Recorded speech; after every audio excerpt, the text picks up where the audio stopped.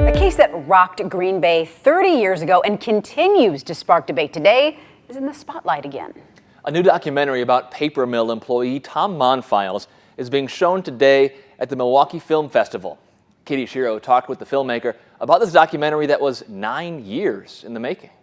The body of 35-year-old Tom Monfils was found at the bottom of a pulp vat at the James River paper mill in 1992. 3 years later, 6 of his co-workers, known as the Monfils Six, were convicted of his murder and sentenced to life in prison.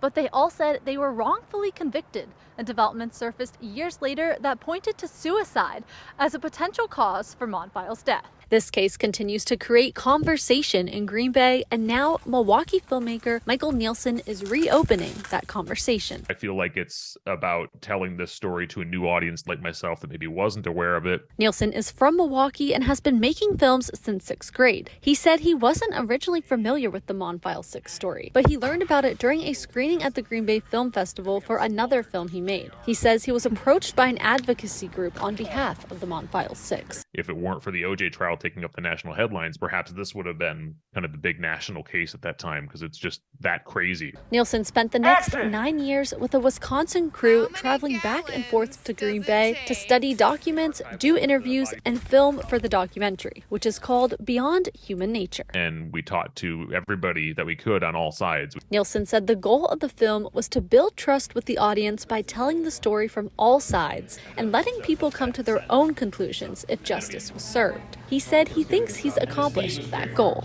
The biggest cue that we did our job right, to me, is that people aren't coming out with one idea. People come out still arguing. Today, the mill is owned by Georgia Pacific, and just one of the Monfils Six men remains in prison. And Neelsen said people are going to continue to talk about whether they think Tom Monfils was murdered by the Monfils Six or committed suicide. No matter what you think, it feels beyond human nature. And I think that prevents a certain amount of closure. It makes people kind of keep going over and over and over in their brains because they can't quite wrap their own heads around the behavior. The film will be available on Tuesday to rent or buy digitally on platforms like Amazon Prime, Vudu, Xbox, and DirecTV. In Green Bay, Katie Shiro, NBC 26.